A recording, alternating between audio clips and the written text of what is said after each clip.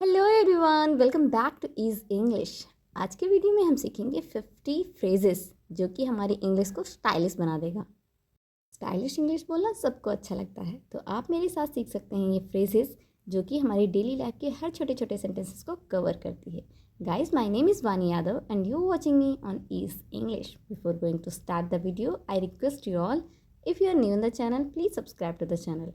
And if you are already a subscriber, then press the like button and share the video.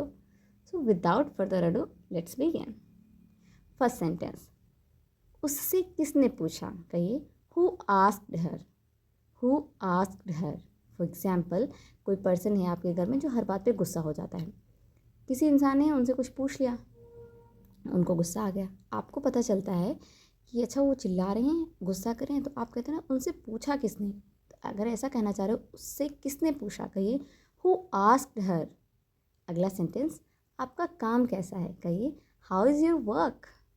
How is your work. For example, किसी person ने नई नई job start करी है और वो work करके आया, तो आपने उससे पूछा कि आपका काम कैसा है, मतलब जो आप काम करते हो वो कैसा है। आप पूछिए how is your work. Next sentence, बहुत अच्छा। कहिए pretty good. Pretty good. For example, अभी किसी ने आपसे पूछा कि आपका वर्क कैसा चल रहा है, हाउ इज़ योर वर्क। आपने कहा बहुत अच्छा। आप कहिए pretty good. Pretty good. Next sentence, बुरा नहीं है। कहिए not bad. Not bad. For example, किसी ने आपसे पूछा कि आपका वर्क कैसा है, तो अगर बहुत अच्छा है तो आपने कह दिया प्रिटी गुड, बट आपके लिए ओके ओके है, मतलब बहुत अच्छा भी नहीं है बहुत बुरा भी नहीं है। आप कहना चाह रहे हो बुरा नहीं है, आप कहिए नॉट बैड। नेक्स्ट सेंटेंस, हमारी मदद करने के लिए धन्यवाद। कहिए thanks for helping us. Thanks for helping us.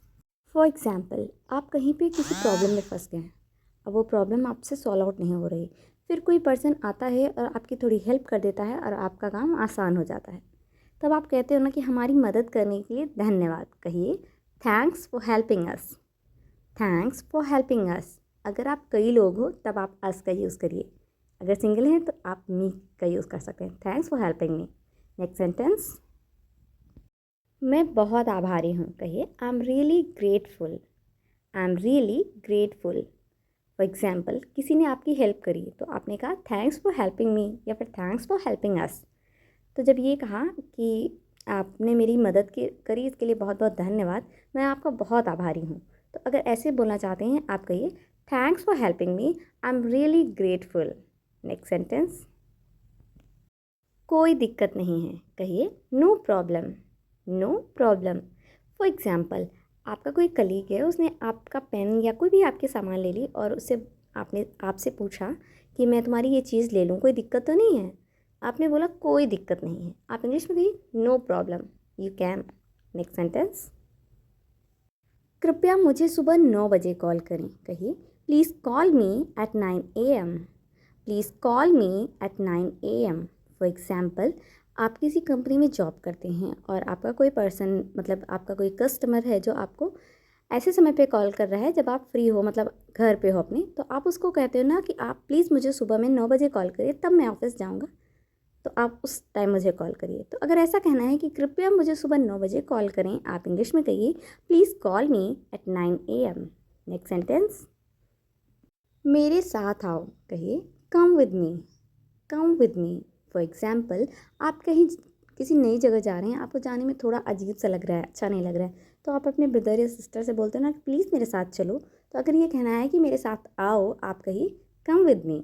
Next sentence, मैं सहमत नहीं हूँ। कहिए I don't agree. I don't agree. For example, आपके घर में किसी पर्सन ने कोई मतलब नया वर्क करने के लिए, नया प्लान करने, मतलब नया कोई जॉब स्टार्ट करने के लिए, नया कोई बिज़नेस स्टार्ट करने के लिए सोचा, और वो आइडिया देता है कि मैं ये सोच रहा हूँ। आपको वो सही नहीं लगा, आपने कहा मैं तुम्हारी बात से एग्री नहीं कर रहा हूँ, मतलब मेरे अकॉर्डिंग ये आइडिया सही नहीं है। तो अगर ये कहना चाह रहे हो कि मैं सहमत नहीं हूँ, आप कहिए I don't agree with you, या फिर आप कह सकते हो I disagree with you. Next sentence, आपका दिन शुभ हो। कहिए have a nice day. Have a nice day. जैसे आप किसी से भी मॉर्निंग में मिलते हो तो आप कहते हो गुड मॉर्निंग, आप उसके साथ ऐड करके बोल सकते हो good morning, have a nice day. Next sentence, क्या आप उसे दोहराएंगे? कहिए could you please repeat that? Could you please repeat that? For example, कोई पर्सन आपको कुछ बात बता रहा है, आप वो सुन रहे हो बट आपको समझ नहीं आया, या फिर आप नोट डाउन कर रहे हो और उसकी बात निकल गई, आप लिख नहीं पाए, तो आप कहते हो ना कि क्या आप उसे दोहराएंगे, मतलब आप प्लीज़ इस बात को फिर से रिपीट कर देंगे। इंग्लिश में कहिए, could you please repeat that? Could you please repeat that? Next sentence, वास्तव में समय लगता है, कहिए it really takes time. It really takes time. For example, आप कह रहे हैं कि ये काम करने में तो बिल्कुल समय नहीं लगता है, दूसरा इंसान कह रहा है यार लगता है, तुम करके देखो तो तुम्हें पता चले। और एक दिन आपने सोचा चलो मैं ट्राई करके देखता हूँ कि सच में इसमें टाइम लगता है या फिर ये झूठ ही बोलता है, और आपने ट्राई किया और सच में आपको बहुत सारा टाइम लग गया, तब आप कहते हो ना कि वास्तव में इस काम में समय लगता है। आप कहिए it really takes time. Next sentence, मेरे पीछे आओ, कहिए follow me. Follow me. For example, आपने किसी से रास्ता पूछा कि वहाँ जाने का रास्ता क्या है, वो पर्सन भी वहीं जा रहा था, तो उसने कहा ऐसा करिए आप मेरे पीछे आइए, मैं आपको बता देता हूँ। तो अगर उसने कहा मेरे पीछे आओ, इंग्लिश में भी वो बोल सकता है, वो कह सकता है फॉलो मी। नेक्स्ट सेंटेंस, जितनी जल्दी हो सके, कहिए as soon as possible. As soon as possible. For example, आप किसी काम को करवाने के लिए किसी पर्सन के पास गए, जैसे कि आप कह दीजिए, ऐसे समझिए कि आपको कोई प्रिंट आउट का काम करवाना है, आप कैफ़े गए, उनसे बोला कि ये मुझे टाइप करके देना है, प्लीज़ आप कर दीजिए।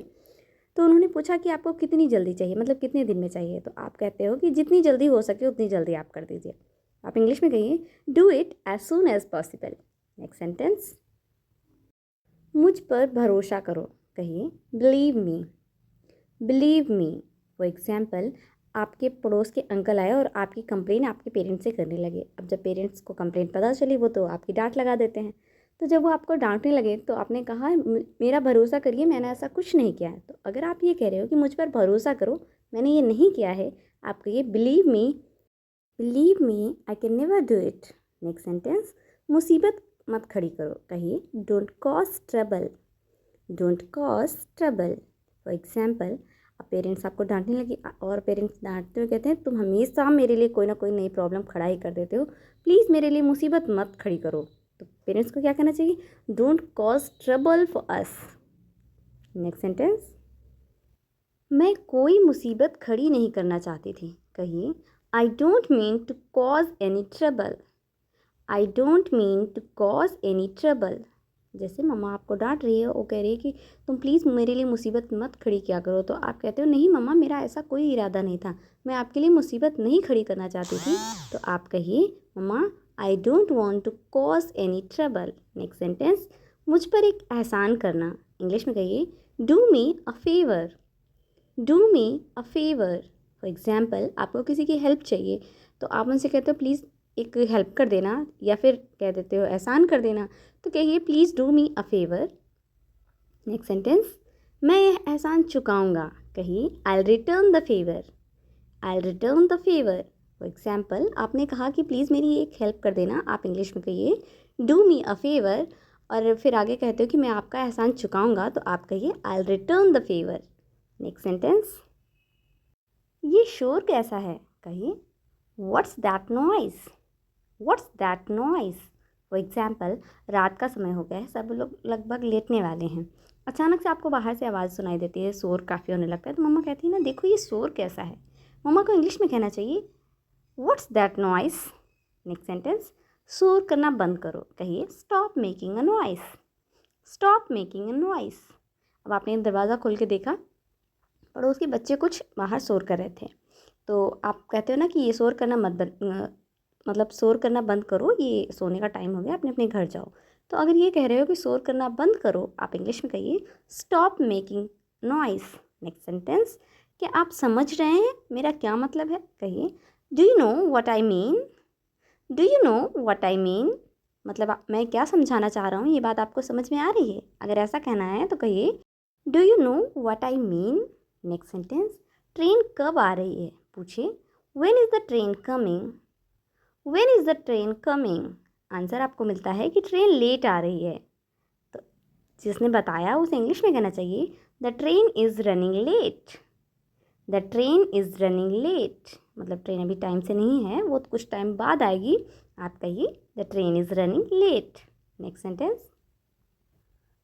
समय पर चल रही है, तो कहिए the train is running on time. The train is running on time. तभी किसी दूसरे पर्सन ने कहा तुम्हारा ऐप गलत बता रहा होगा, ट्रेन बिल्कुल समय पर चल रही है, तो कहिए the train is running on time. अगला सेंटेंस, क्या आपको यकीन है? पूछिए आर यू श्योर।